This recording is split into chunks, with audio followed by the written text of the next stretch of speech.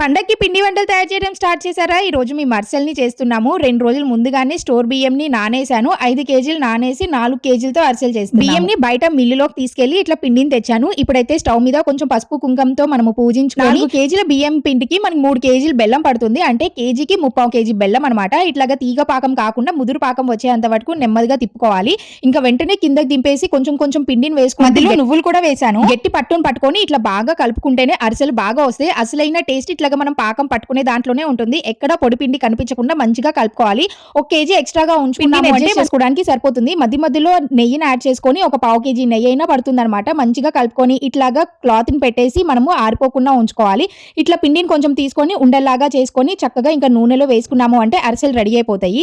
ఇక్కడ మా అమ్మ, నాన్న, అత్తయ్య మేము అందరం కలిసి చేసుకుంటున్నాం. పండగ అంటే మరి ఇదే కదా. తర్వాత అరిసెలన్నిటిని ఆరపెట్టేసుకొని ఆ తర్వాత స్టోర్ చేసుకోవాలి. పూర్తిగా ఆరితేనే మనకి ఎక్కువ రోజులు నిల్వ ఉంటాయి. టేస్ట్ అయితే సూపర్ గా కుదిరి మీకు నచ్చితే లైక్ చేయండి.